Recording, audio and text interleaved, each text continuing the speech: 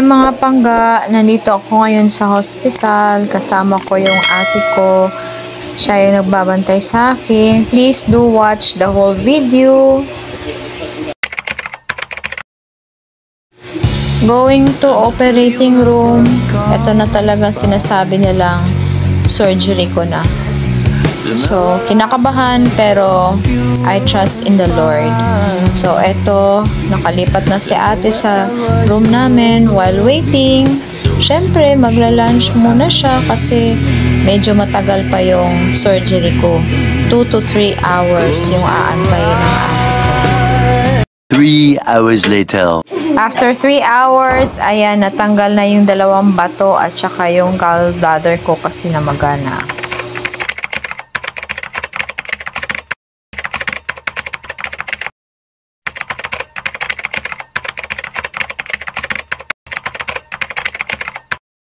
Finally, nasa room na ako, 2:30 ng hapon. Grabe, ang tagal. Pero, worth it naman kasi wala nang pain. Eto, chat muna sa anak ko kasi namimiss ko na sila. Eto pala uli yung room ko kung saan ako na confine dito sa Imus Medical Center.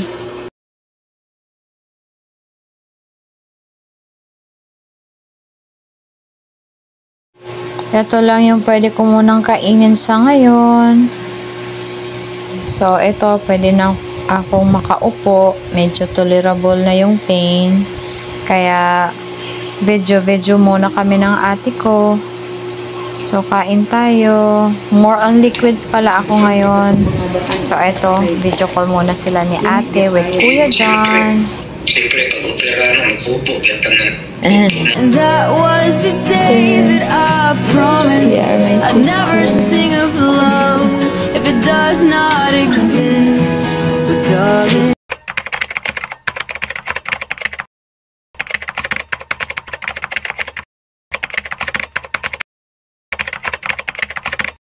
Eto mga pangga, nakakaupo-upo na kasi natanggal na yung dextrose ko. So finally, ibig sabihin, malapit na akong makauwi. Kaya ito yung pagkain ko, lugaw. Ayan, may tinapay at egg. Kain tayo.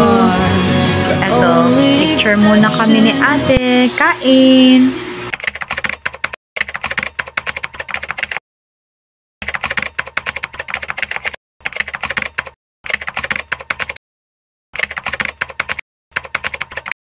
Yan, after 3 days, merong laman na yung pagkain ko, hindi na lang puro sabaw. So, it's billing time. So, yan, titingnan na kung magkano yung bill namin because it's time to go home. Ayan, check muna ako ng nurse kung okay yung vitals bago umuwi. Vlogger din pala yung ate ko. Wow! Diba? Thank you, ate. Ayan, napak na lahat yung gamit namin. Yes, Lord, thank you for the successful surgery. Mga pangga, ang tawag pala sa ginawa sa akin ay laparoscopic or lap chole. Hindi siya open surgery, at least madali ang recovery. Yeah, finally, it's going home. Eto, sinusundo na kami ng kapatid ko at saka yung brother-in-law ko si Gary. And thank you din sa aming videographer na si Ate Ruth. Thank you, ate. At saka mga pangga, ang masasabi ko lang talaga, eat healthy food.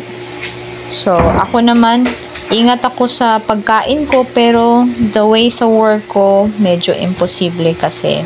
Ang umaga ko ay gabi, ang gabi ko ay umaga. Pero, I'll try my best na iwasan na yung mga bawal na yon. So, bawal ang mga fatty foods, sobrang dairy cream, kasi ang sobra ay nakakasama.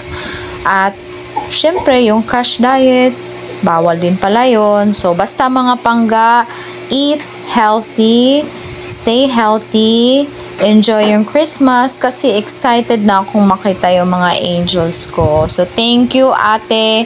Thank you, Langga. Thank you, Gary. Thank you, Kuya. And thank you to the entire family and friends na nagpray po sa akin na successful lang po yung operation ko. And 2024, marami po akong learnings dito na health is wealth.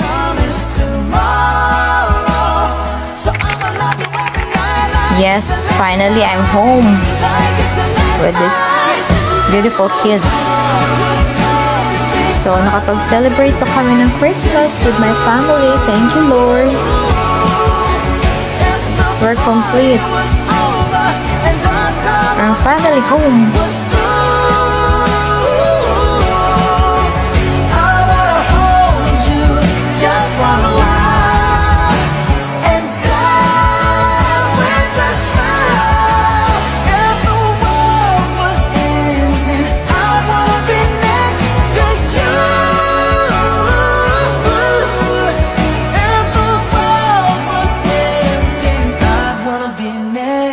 To you.